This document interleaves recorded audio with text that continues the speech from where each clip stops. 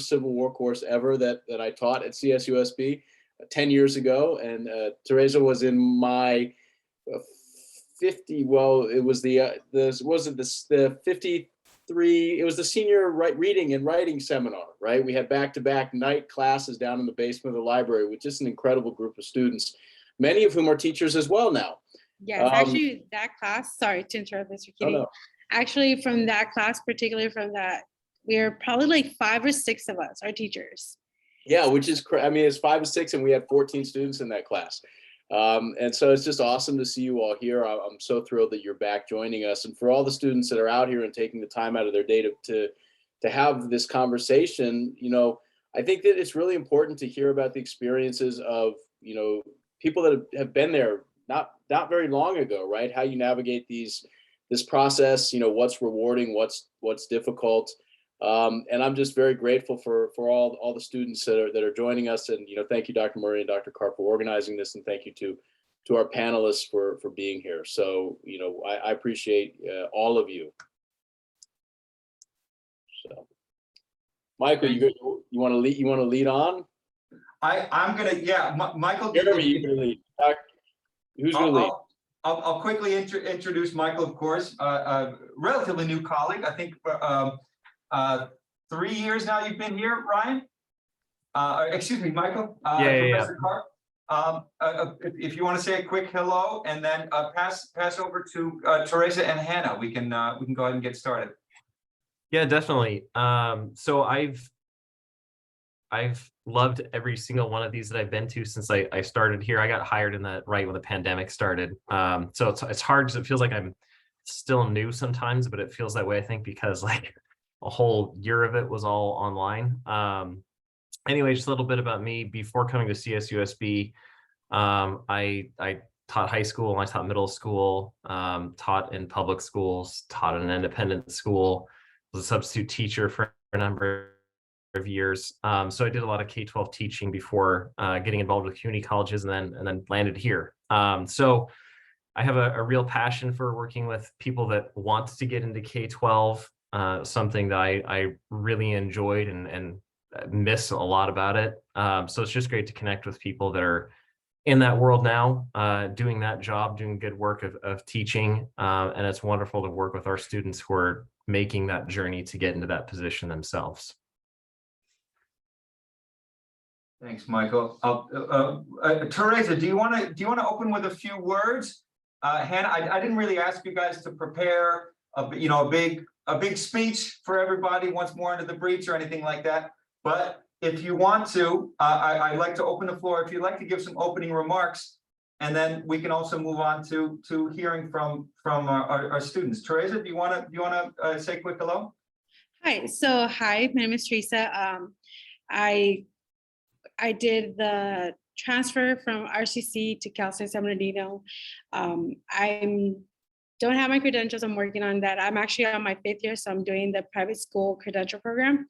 So pretty much you teach in private school for 5 years, and then you don't have to go to school. Pretty much that's one of the routes that you can take. If you have the time and opportunity to do the traditional route, I didn't do that route, which to a certain extent I'm blessed because I did through the private sector. I worked in Riverside. I currently work in Alhambra. So I moved out from Riverside to LA, big transition. But this is my second year full year teaching history. I did teach TKK for 3 months. That's how long I lasted working with the littles. Love them to death, but I taught Spanish mainly, but I always incorporated history. I taught religion, I always incorporate history. So I really always emphasize history in anything that I've taught because it's very, very important. So I love history, and that's why I'm here, and I want to help anybody that wants to do a different route. Then I'm here to help you as much as I can. It's really great. This is what you described there. I'd like to maybe go into a little bit more detail on later after we hear from Hannah, but that is something new, what you described there. That is something new in like Professor Keating says, we've done this for about 7 or 8 years, maybe more.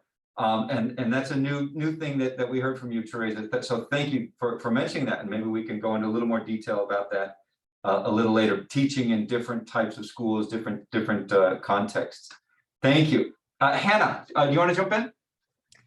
Yeah. So Professor Murray kind of gave a lot of my credentials already, but I went the more traditional route. So I did my undergrad at Cal State San Bernardino and then jumped into my teaching credential, and I did the fast track. So I was like done in 9 months, I think is about the time that it came out to. And then recently went back for my master's, but I've been teaching at Rialto High School actually for the last I think about 7 years. I've been there about 7 years. And in that time, I've done US history, I've done AVID, as well as AP World History. So I think I went a little bit different than Teresa. I did like the more traditional route and have kind of been involved in a lot of programs. And so definitely if you have questions about that route, I'm like here.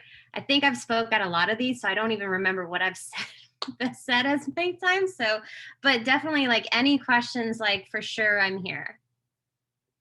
Thank you, Hannah. And that's really great to have this already just with the two of you, but also with Professor Karp and Keating. And in a little bit, we'll be joined by Alex Ponce. We have a really nice spectrum of experiences. So, Dr. Murray, sorry to interrupt real quick. I wanted to just wanted to remind you that Victoria wanted to give a shout out for history. I think she's only got a few more minutes left. Oh, yes. Thank you. Thanks for the reminder. Your connection's a little bit broken up, but I caught that, Michael, that Victoria wanted to jump in. Victoria, please jump in and tell us a little bit about the History Club. Hello, sorry for the interruption. So I'm the president of the History Club for the fall 2022 semester. And the purpose of the club at this moment is to strengthen the community between history enthusiasts and majors. So I noticed that usually during college life, it's more of like a hustle culture and we're kind of like in our own zone and it gets pretty lonely. So I wanted to use the History Club as a way for us to communicate with each other. And by doing that, I'm having a meeting every other Wednesday from 4 to 5 p.m. in person. And then we're having a study table every Thursday from 4 to 7 p.m. So yeah, that's pretty much the History Club. And we do have future plans for volunteering and possibly food drives. But at the moment, we're just focusing on strengthening our community. Thank you, Victoria. Thanks for that. And if anybody has questions about the History Club, should they take those to you, Victoria, or to Professor Karp? And Professor Mark Robinson is also a faculty advisor of the History Club in Phi Alpha Theta. Yeah, you can give me questions. I don't mind. I usually check my emails. Or you can email Mark Robinson. He's the advisor for the San Bernardino campus. So either of those two. My email is 0077941144@csusb.edu. Sorry, so long. But Can yeah. you drop that in can you throw that in the chat for us, Victoria? Oh yeah, I can do that. Excellent. Thank you so much. No problem. That's great. And I'm a big advocate of the History Club and Phi Alpha Theta as well, and their potential to really give our department a great sense of community.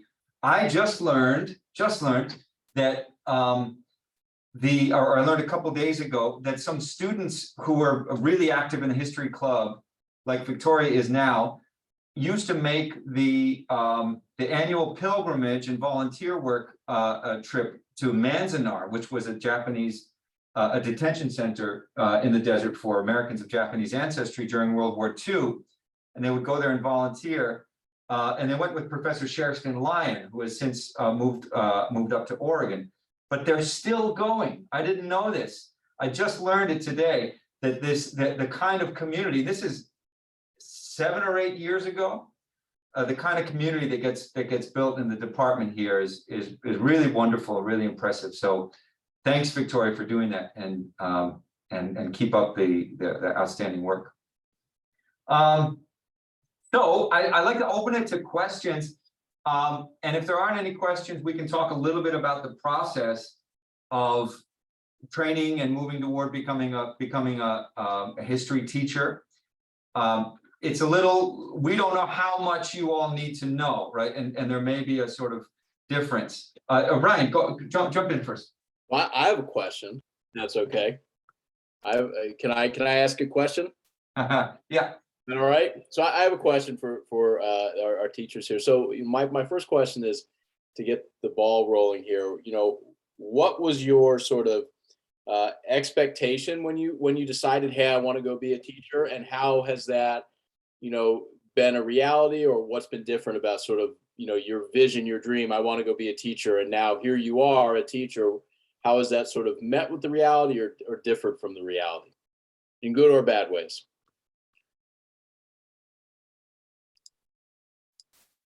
Oh, go ahead, Hannah.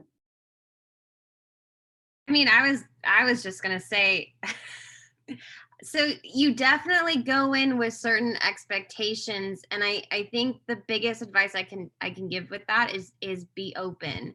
I think, and I'm pretty sure all of us have kind of experienced, like, we kind of go in thinking we're going to be able to go through the entire history of something, or be able to spend so much time on topics, but I think the biggest lesson is being in the classroom itself. I mean, I think all of us can kind of tell you how it is, but I think the first moment that you're in the classroom, you'll kind of be able to get a real sense of like what it's going to be like. I mean, I think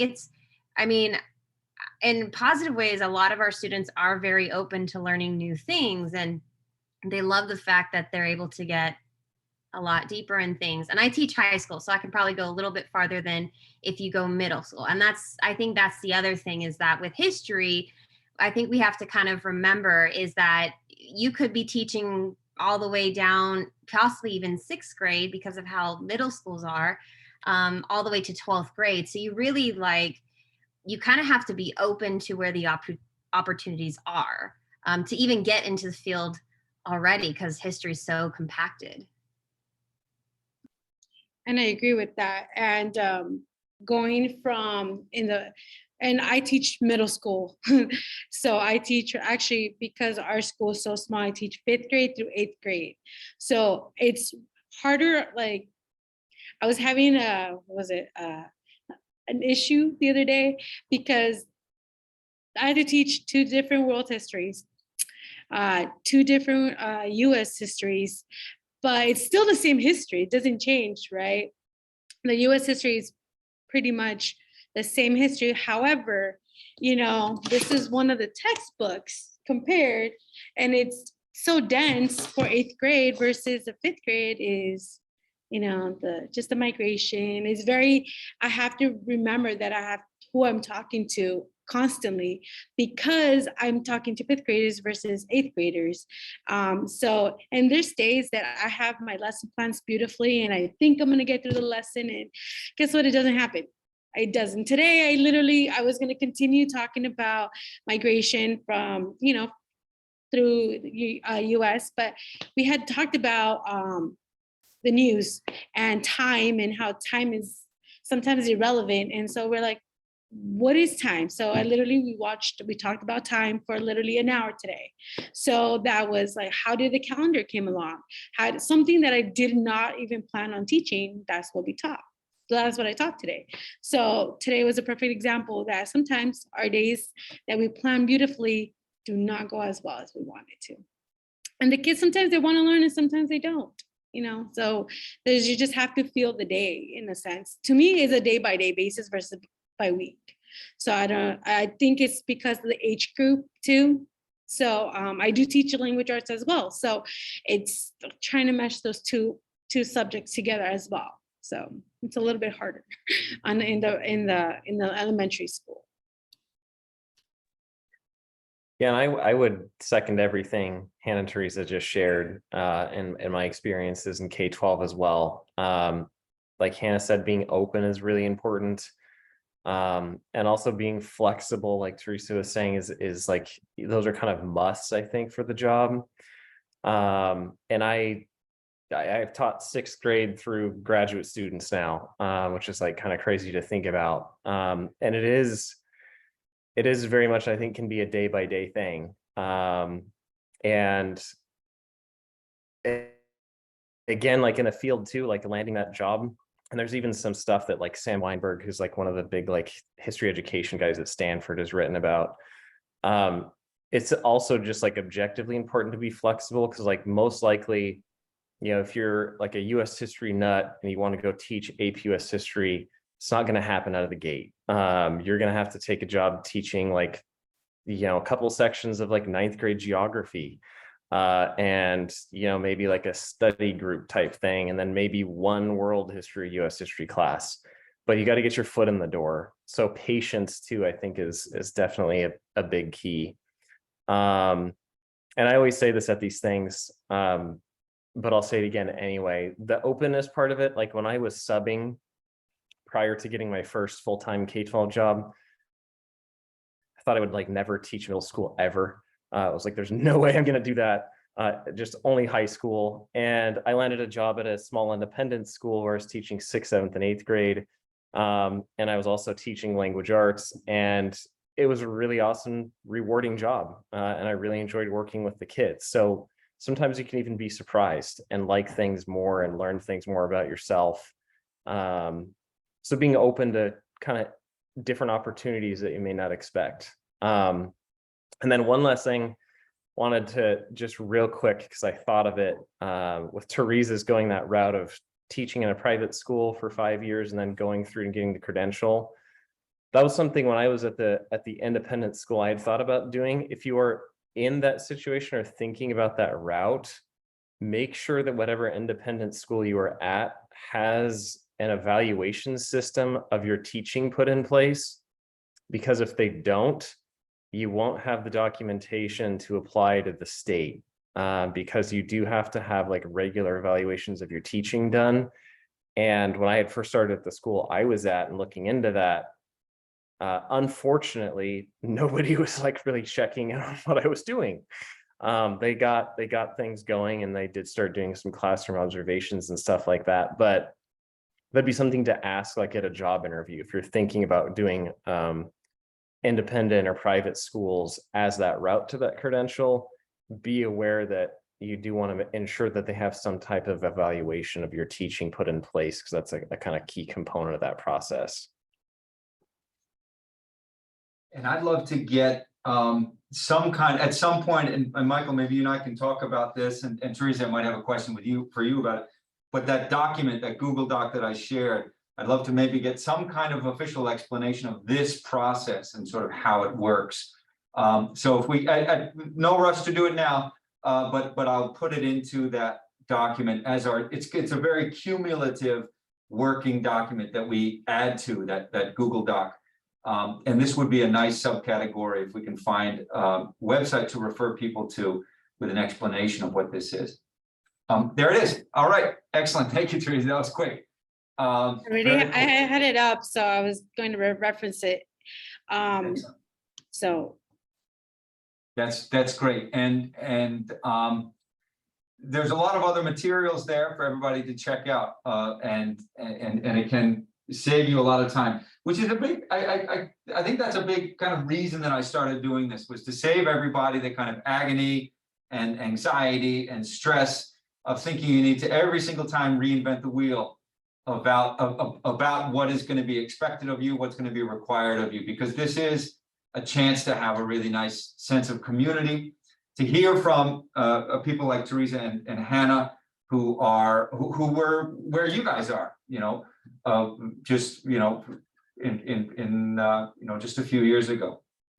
There can be lots of question marks there, and having these open lines of communication can go a really long way to putting you at ease to some extent. Sometimes we bring in folks from over in the College of Education to talk about the credential program, but they often are sharing fundamental information like deadlines and that kind of thing. So you should know about that. You should know what those deadlines are, requesting letters of recommendation or just references, basically. And they're often just questionnaires that you're going to be expected to ask your former faculty for. but those kind of things are going to be important for you to know about. To everybody else joining, the chat is open. If you want to ask any questions, you can also raise your hand. It's you know, unless it turns into bedlam, you can feel free just to go ahead and unmute and ask a question. Chances are, if you have a question, your peers here are going to be very glad that you asked it, because they probably usually it's going to be more than just one person who has that question. So so anybody should really feel free to jump in here.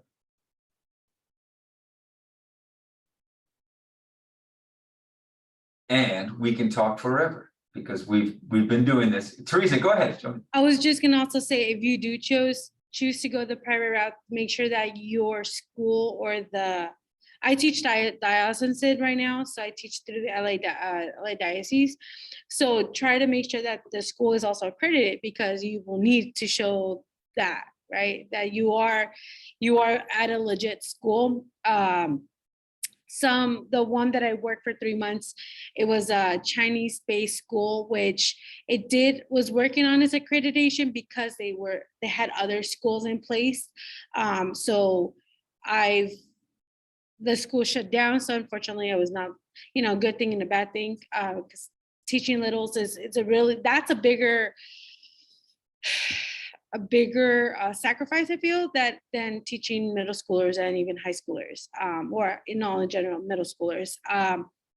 But make sure that your school is accredited. It's through WASC or through the other different channels that they have, because you want your work. I did this route too as well, because I wanted to have the experience as I was going through, if I was going to go back to school or not. I actually wanted to take a break from school. So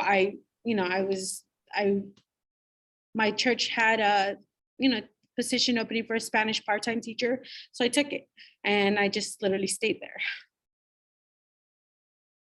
Thanks, Teresa. Michael, jump in, and we got a couple questions, Michael, that I think you can. Yeah, that's actually, I was just gonna, thanks so much, Jeremy. I was just gonna say we got a couple questions in the chat. So the first one from I is a good one. To teach at a private school, do you need to apply to the Master's in History program? So you don't, it really depends on the school. The immediate answer I'd say is that you don't have to. Lots of independent schools hire people with their bachelor's degree. And I think that there's a fair amount of opportunities in that regard. Some schools like it, if you have your master's degree. It's certainly something that, they'll want to market. It would be an attraction for them to have faculty with a graduate degree. So I think it can open doors in that way. But in my experience, most independent schools, it's not a requirement. Sometimes there are, I don't know, the school that comes to mind is like Bishops or whatever it is in San Diego, is they hire people with PhDs and masters because they're wanting to promote the sort of academic rigor college prep stuff, but not even everybody there I think has that kind of level of graduate training. So I wouldn't say it's necessary. You could certainly pursue a master's degree and then go out on the job market if you wanted. If you were really wanting that master's degree or wanting to have that for potentially other options, but I wouldn't say it's a absolutely necessary. And I don't know, Teresa, did you want to add on to that too? I have a lot of coworkers that are pursuing at the moment their master's degrees, just because eventually either they want to go into the high school level or they want to go into the public sector, because the public sector almost necessarily requires you to have your master's. I had to have my bachelor's to be teaching, but if you're going to school, you can always be an aide and get your foot in the door that way, but you do need to have your bachelor's. That is a requirement for teaching still in private sector. So for the one that asked if you have to have your bachelor's, you do. I had my bachelor's and then took the break and I was there. But I do want to get my master's in education more than history. If I can get a second one, then I'll get it in history, but mainly I want to get my master's in education eventually. I think to add on, because Teresa brought up coming into the public. So I have more of the experience on the public side because I've taught in public schools like the entire time. A lot actually, it doesn't really matter if you come in with your master's. Sometimes, I mean, you're a little bit more appealing if you don't have your master's, because that's where kind of the politics side of like pay scale comes into play. You know, because in a sense you are like, you know, less expensive if you only have your bachelor's degree. But obviously, like, you can get your job and you can get your master's, and then they have to bump you up. And that's kind of the situation that I went into. I would say that if you do kind of decide to go that route, if you do decide to kind of stick with your, like, just continue with your bachelor's and then get your job, I would wait a couple of years before you go back for your master's, because, and this was one of the things that I didn't hear about in my credential program till last second, you have to go through something called induction. And how induction works is that you go through your credential program and you get something called a preliminary credential. And once you're hired, you then enter induction, which is, it's kind of like your credential program, but it's like now real world kind of situations. And you get observed and everything like that, which is why Professor Karp and Tereza brought up like observations, make sure you're being observed, because that's part of it. And with induction and with being a teacher for like the first time, you're going to be overwhelmed. And so kind of giving yourself that grace to build up your lessons and everything like that, so that when you do make the decision to go back for your master's program, you are like in a more stable position. And then yes, to kind of to reiterate what Tereza brought up earlier, you have to have your bachelor's to teach, even to sub, which is something I would most definitely recommend like anyone to do before they go into their positions at multiple school districts. I have a question. So so you said to sub you need your bachelor's degree, but do you also need your teaching credential to be a sub? No, not at all. I'm sorry, Professor Karp, did you want to? Okay, so they actually, on the Google Doc, which is a new thing I did not know about, is that you need something called a CBEST normally, which is CBEST is pretty much like as a updated SAT. Like you do math, you do reading, and all of that.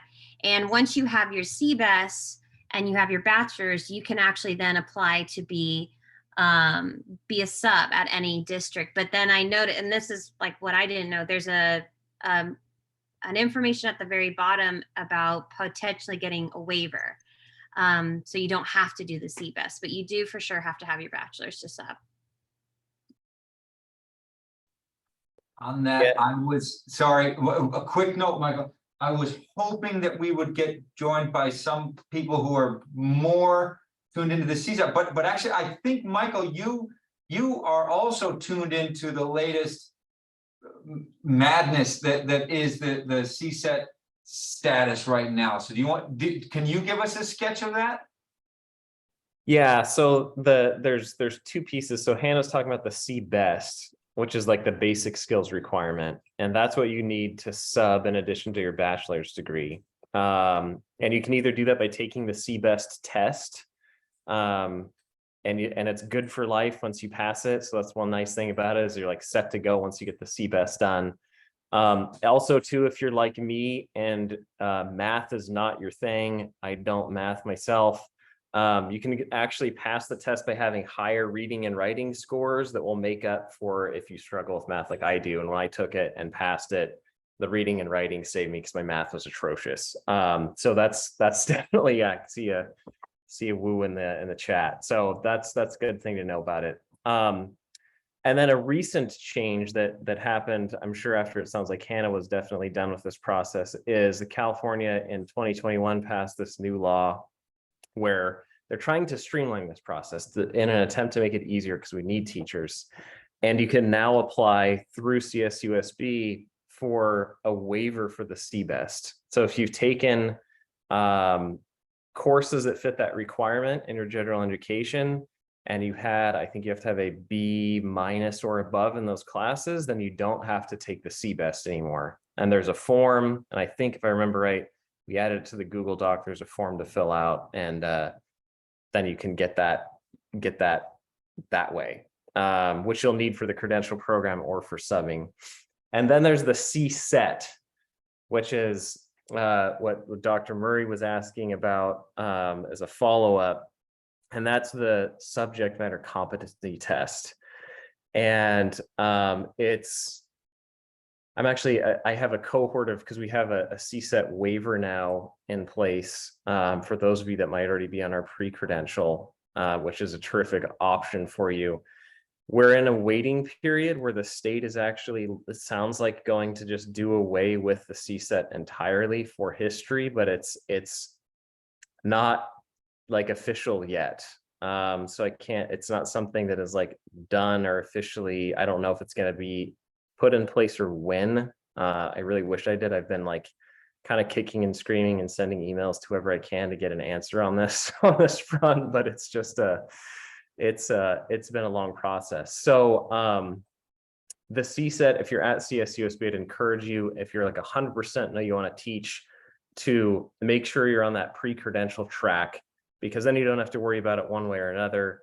You take the correct coursework and you can get the waiver regardless of what the state and the CTC decide that they're doing with AB 130, which is the law about potentially doing away with it. So yeah, I wish I had a more definitive update on that one. The last I heard is that over summer there was a vote to include history and ethnic studies in the waiver for social science. So that is, but I haven't heard anything since then.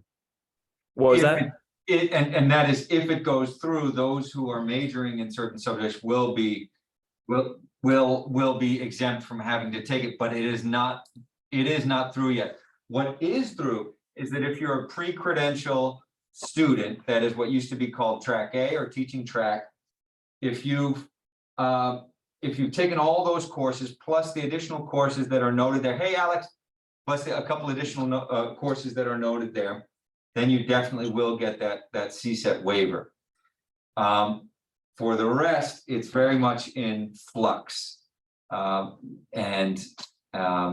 The sure way to get the CSET waiver is to be teaching track and to take those two extra classes that are noted, 3010 and 5700. Again, that's on the document. That's on the document that's going around in the link. A couple questions, but before I just want to quickly introduce Alex Ponce, who is another veteran of these panels. Thank you so much, Alex. I know you're running around and busy. I see you're in your car, but a huge thank you for joining us. Alex is 2013 graduate. That's right. And if you want to do a quick introduction here, Alex, and then just jump in midstream. We have a few questions in the chat already, but please just introduce yourself. Certainly. Thank you so much. Yes, it's 2013. Hard to believe it's been almost like 10 years, right? Yeah, so I'm a veteran of Cal San Bernardino. I work at the Riverside STEM Academy. I'm a history social science teacher. I'm the history social science teacher because it's just me teaching all the preps. I teach world history, AP US history, and US history as a hybrid. And I teach AP government and US government as a hybrid in the fall. Then I switched fully to economics in the spring. Yeah, so I wear many different hats. I teach different subjects, but yes, I'm over here in Riverside STEM Academy, and yes, I'm currently in the parking lot in my car. Thank you. Thanks, Alex. And Tereza and Hannah already got us thinking about wearing many hats. I think that flexibility is really important, especially when you're in a small, relatively small school like that, but I think in lots of others. I just want to read through from the chat and see if anybody wants to jump in on these questions. All right, and Ryan said there's a meeting on September 30th, so that you'll have updates. So look out for updates on. I think that was on the CSET and CBEST. Those matters. Maya says, can you use composition, critical thinking, and mathematics courses that were taken at a community college before you transfer to CSUSB? If Maya, you're talking about the credit to your bachelor's that will go toward the CSET waiver? I believe that yes, if they're on your transcript, they will transfer over. And then I just want to read a couple more questions, and then everything I get wrong, you guys can set me straight on. Noah said, how long will this waiver for the CBEST be open as an option? That I'm not even gonna touch that, because I'm gonna leave that to Michael, who I think knows more than I do, a lot more, and anybody else. And M. Romy says, even though you do take some extra classes from the general track of history, it has been worth it doing these additionally courses for pre-credential. Right. I think that they're sort of different preps, the pre-credential as opposed to the research track or the public and oral history. But yeah, I think those extra courses, if what you're talking about is the poli-sci and the geography and the econ, yeah, those are going to come in handy, especially when you're wearing many hats as a teacher. If you may find yourself teaching econ. But again, I'll just go through these. I see you might need to run there, Ryan. Sorry that my name says Emerald Madison. Thank you, Madison. Great. And so in terms of Madison's questions, Noah's comments, and Maya's question there, anybody else certainly more knowledgeable than me want to jump in on those points? I think you nailed it, Professor Murray. So as far as if the question, Maya, was about these courses being applied to the CBEST, yes, absolutely, for the waiver. It doesn't matter if they're at a community college or here, as long as they're because there's a set of specific classes in those critical thinking, mathematics, and composition that they're looking for. So unfortunately, sometimes people will take a class that gets them the GE credit maybe for composition, but it doesn't fit the requirement for the CBEST. Most of the time, if you got that B-, most classes work, but I have had a few students where they took one that fulfilled the GE requirement but didn't fit, and that had nothing to do with community college. It just had to do with what classes the state recognizes for the CBEST. And then, so how long will the CBEST option be available? As I understand it, as part of this new legislation passed by the state, I think this is like for the foreseeable future, unless the laws change. Because again, I think this is part of that effort to meet teacher shortages, that they're trying to make it so that people have different means to meet these requirements. So I think that should remain on the books as far as I know. And I don't know if Teresa or Hannah, if you know something different in that regard, but I think that that's the case for the laws moving forward. Yeah, and I think that was all the questions in the chat, right? There weren't any other ones. Nope, not recently. So I had a question for our teachers that are here, and it's very open-ended. But one of the things I'm curious about it is what is like the hardest thing about your job, or has been, and what is the absolute most rewarding part of it? And I ask this because my experience when I was in K-12 was very much like this mixture of some things that were really hard, but some things that were incredibly rewarding, more so than any other things that I've done. So anyway, just wanted to hear your guys' thoughts on that. So Rachel asked a really good question that's going to kind of answer that question that you asked. How much support do you get from your admin? This year, so in my 5 years, I've had 5 different principals, maybe even 6 principals. Yeah, about 5. Each one is supportive in their own way. But in this last school year, which has just started, I've had one of the most amazing principals ever, because this is her first year being the principal. So she understands, like, it could be an email type of thing, type of mentality, or, she's more there for you as opposed to the other ones I've had that have been principals for the longer time.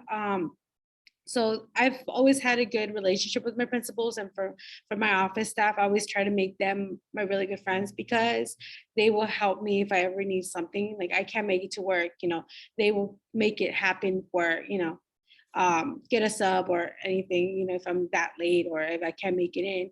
I always try to always befriend the office. That's been my experience in my career so far. I've always, and obviously my work well with others. But the most rewarding thing, there was this past school year. I went in the middle of the school year at this school, and they had three teachers, and I was the fourth teacher in 8th grade homeroom. And it was a great humbling, and at the same time a great experience, because I saw the need, and I was able to provide, you know, that reassurance to the students that they were going to do well in high school, and the parents the reassurance that their kids were going to, you know, get the grades and learn something, you know, learn what they have to learn. And the most difficult part sometimes is the parents as well. You know, some parents are helicopter parents, and then some are not. Some, they don't, you know, you tell them, hey, you know, I'm trying to work with you, and their kid is still not doing what they're supposed to, and there's no reinforcement at home. So I've had my rewarding part, and the not rewarding are the parents. That's my spiel.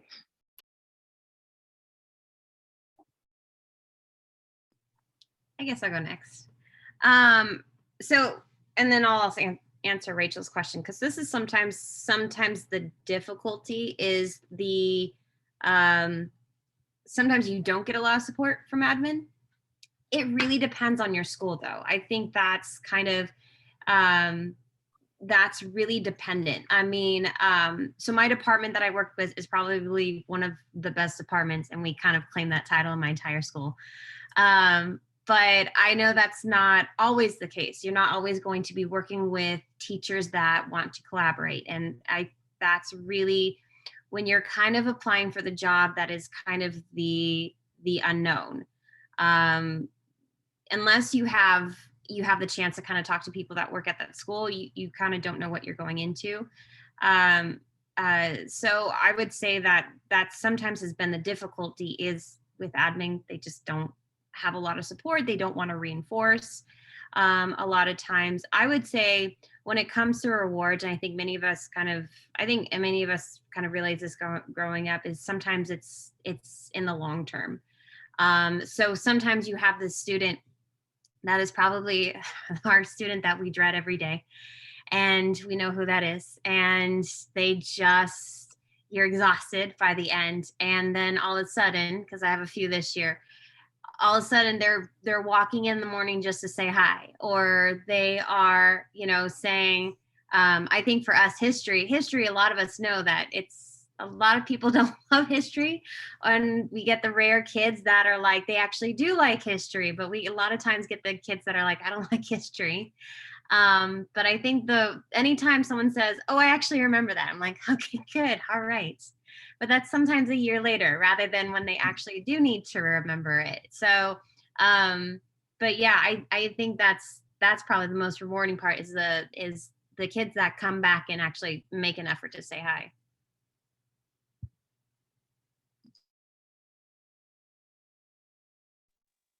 I guess I can go next.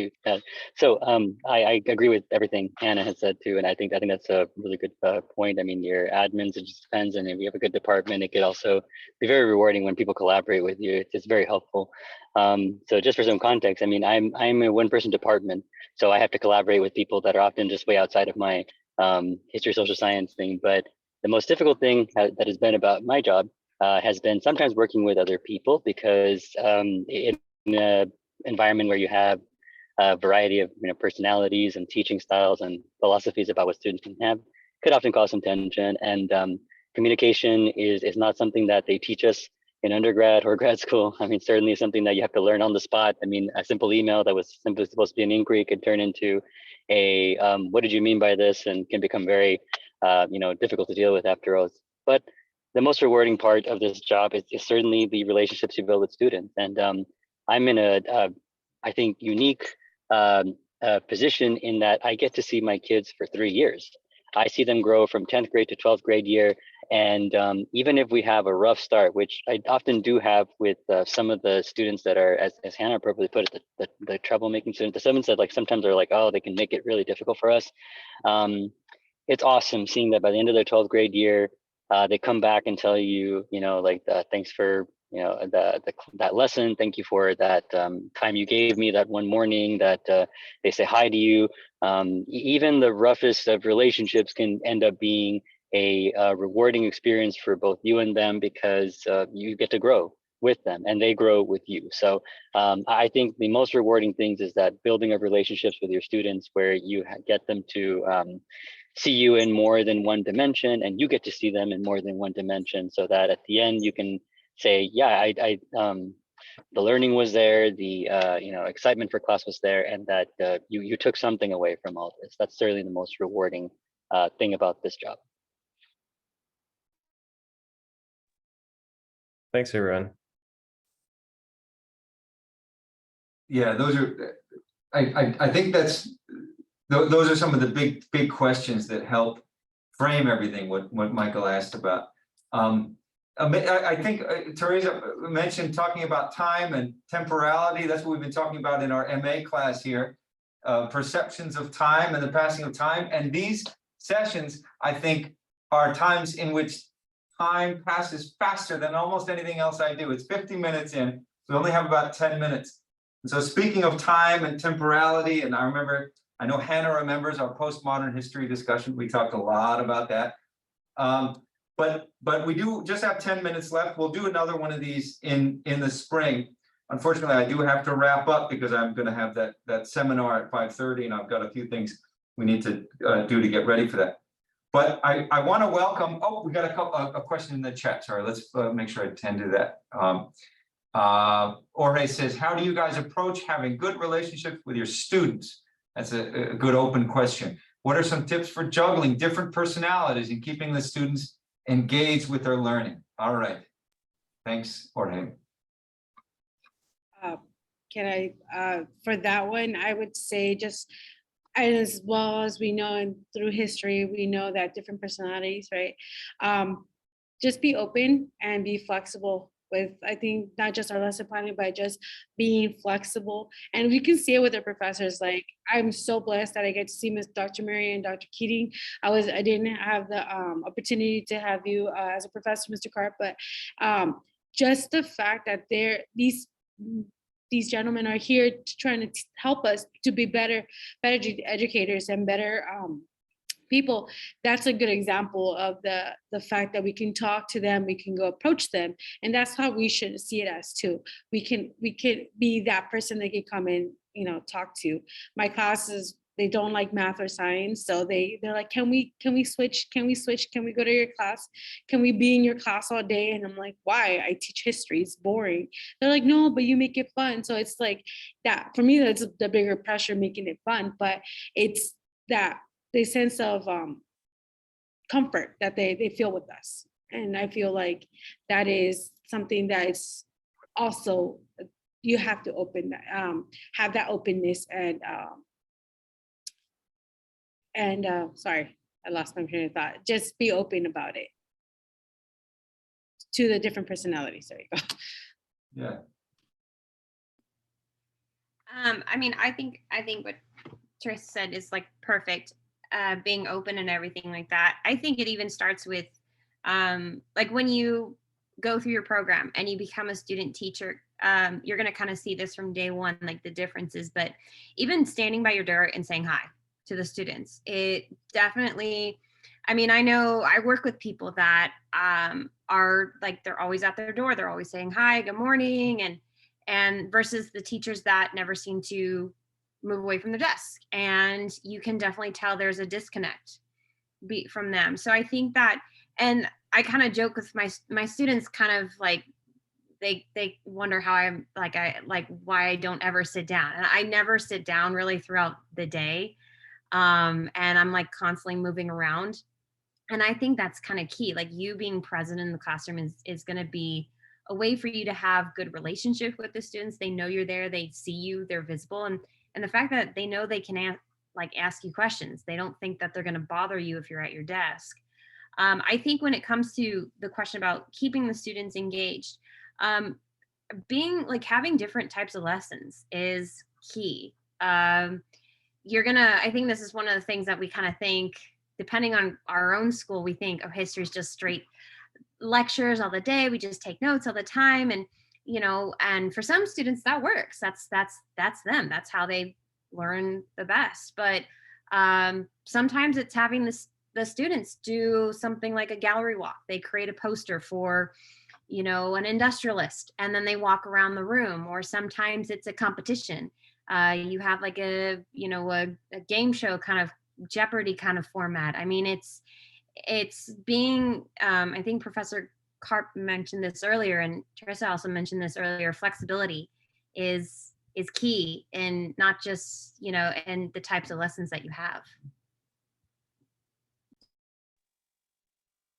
I agree with everything that you all just said. And engagement is a hard one, but one thing that's always stuck with me with what Jeremy has told me, and this is like, there's many things that you said, Jeremy, that always stick with me, but one of the things that you've told me is that history is inquiry.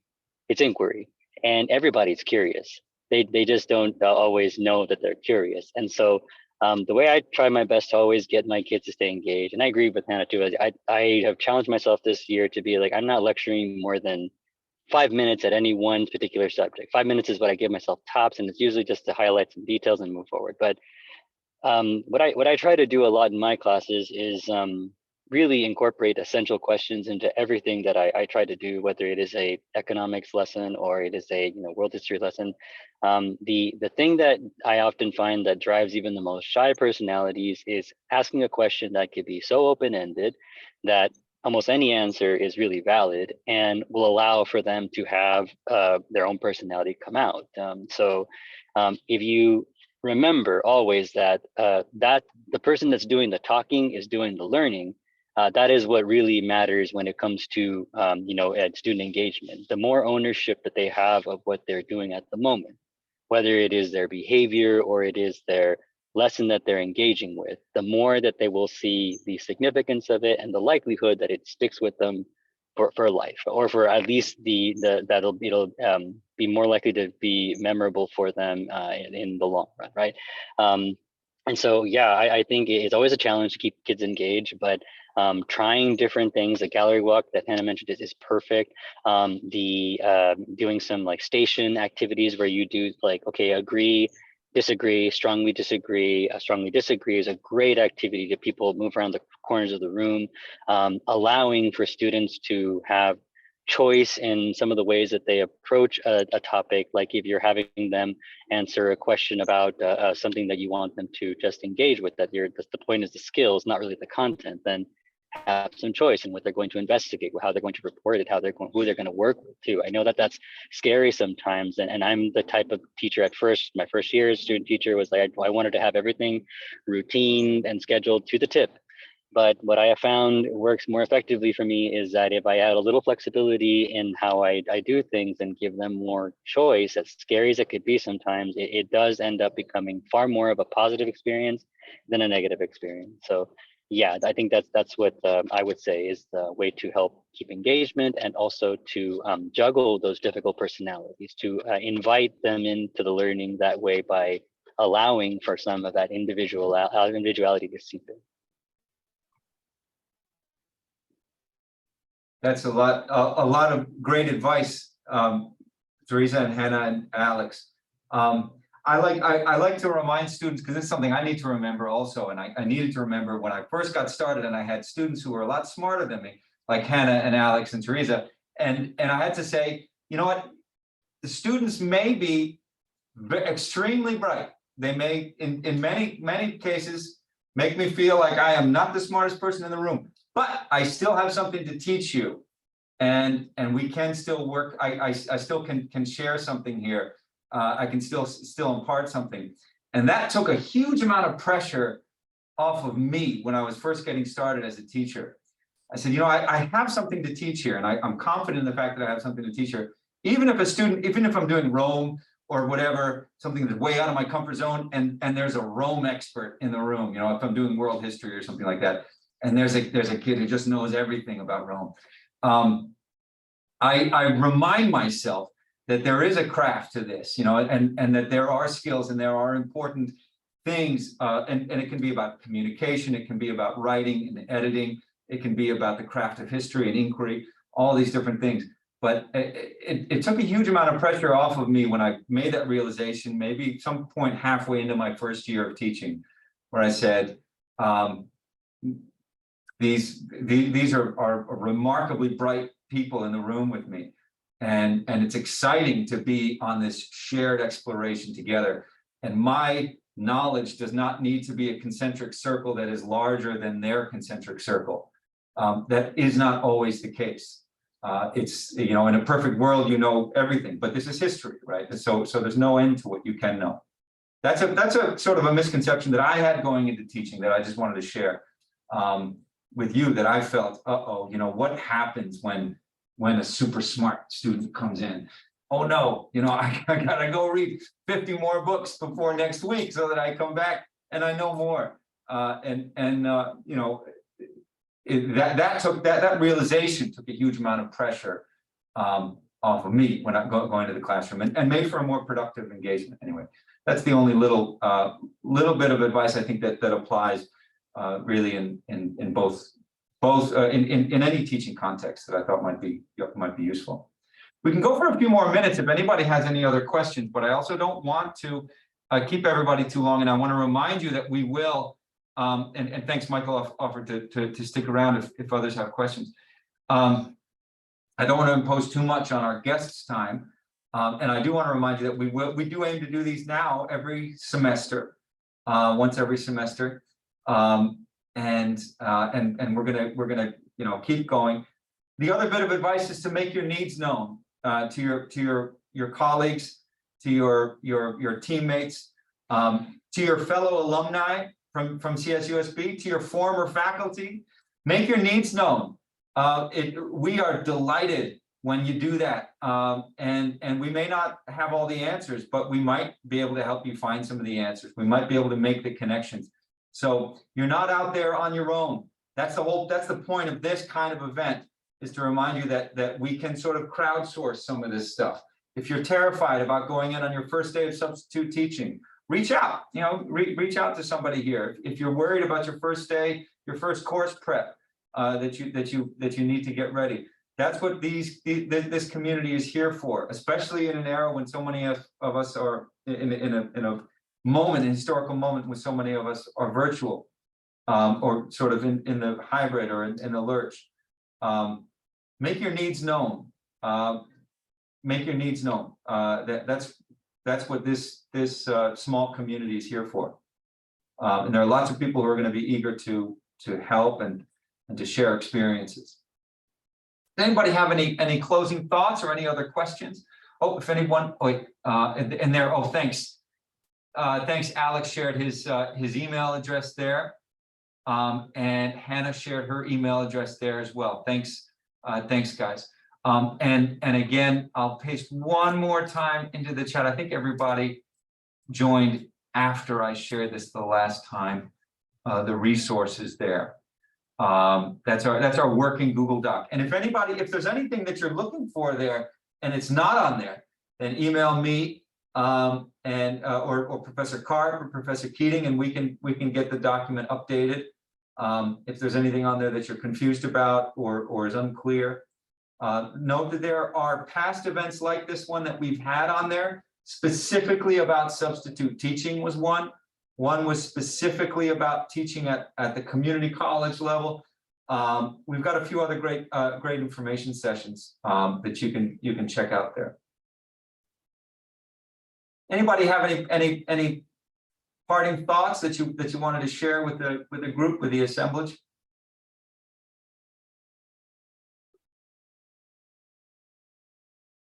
I just say thanks so much to all the teachers.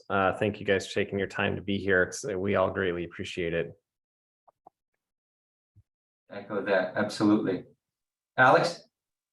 Yeah, just for me, this is a job that it can be rough a lot of the times. I won't lie, but it is rewarding, and we need more of you, especially that are willing to put in the work and love these kids and be really ready to wrestle with them and help them grow. So I know it's rough right now. I know teachers are leaving in large droves, and I know it's tough. I don't want you to discourage yourself by that.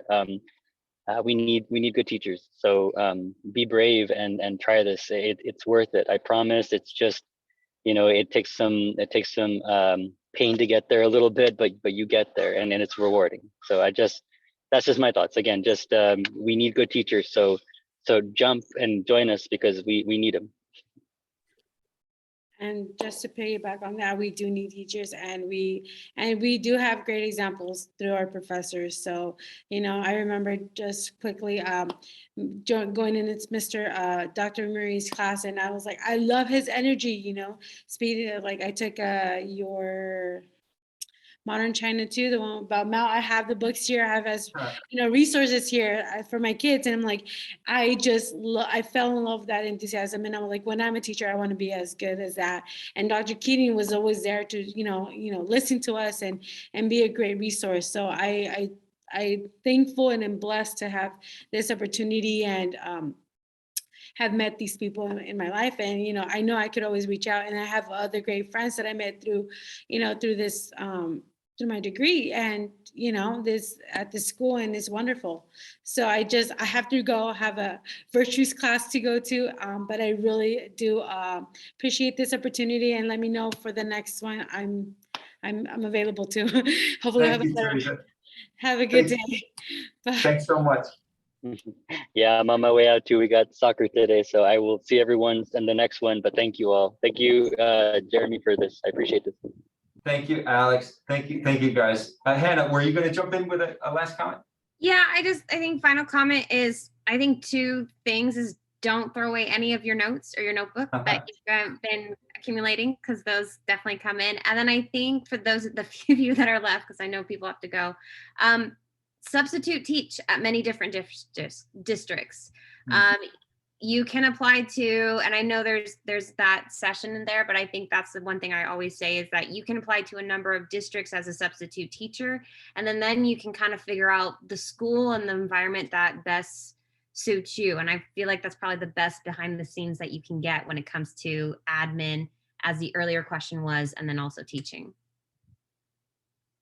Thanks, Hannah. And I know my brother, I know my brother did a parental leave.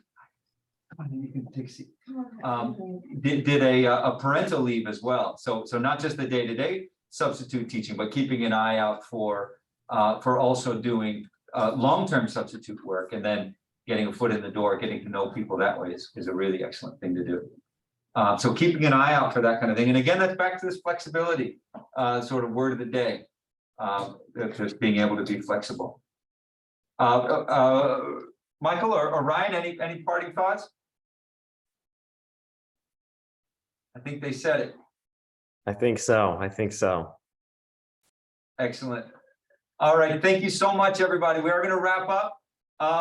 And I really appreciate everybody joining. There's that the document that we'll share. So you have lots of other resources there. But thank you. It's great to see you, Hannah. And thanks, Ryan and Michael. Thank you guys for joining. And thanks to all the students, Beyonce and everybody on Zoom. Thank you, guys. We'll see you again soon. We'll do another one of these in the spring. Thank you. Thank you. Bye, everyone. Thanks, everybody.